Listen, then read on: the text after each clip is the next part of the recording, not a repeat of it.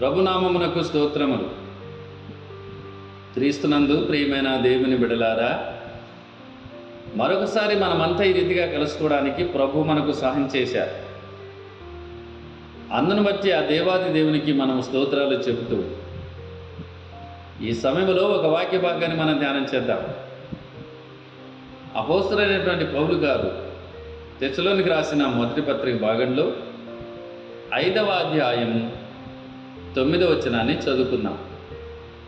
రక్షణ పొందుటకే దేవుడు మనను నియమించిన గాని ఉగ్రత పాలగొట్టుకు నియమింపలేదు.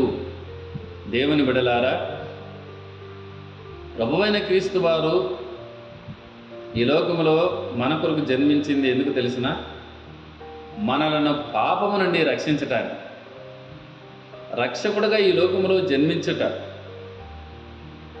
అందుకే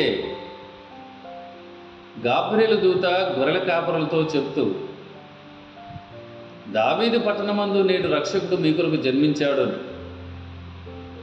ఆయన మనల్ని రక్షించడానికి ఈ లోకంలో జన్మించి మనకు రక్షణ ఇచ్చాడు. రక్షణ పొందుట కొరకే కానీ ఉగ్రత పాల్గొట్టు కొరకు కాదు. కనుక రక్షణ ఇవ్వడానికి వచ్చాడు ఆయన. ఆయనను విశ్వసించిన వారు, ఆయన నమ్ముకున్న వారందరూ కూడా రక్షణ పొందుతారు, అంటే శిక్షను తప్పించుకుంటారు. కనుక ఇంకా ఎవరైనా ఆయనను విశ్వసించకపోతే, ఈ మాటలు వింటున్న సోదరా సోదరుని ఎవరైనా కావచ్చు, ఇంకా నువ్వు ఆయనను విశ్వసించకపోతే ఇప్పుడే ఈ సమయంలోనైనా ఆయన సొంత రక్షకునిగా నువ్వు అంగీకరించు. అప్పుడు నువ్వు ఉగ్రతను అనగా శిక్షను తప్పించుకొని నిత్యరాజ్యము చేరే కృపను దేవుడిస్తాడు. అటు కృప దేవుడు మనకు సహాయం చేయనుగాక. ఆమేన్.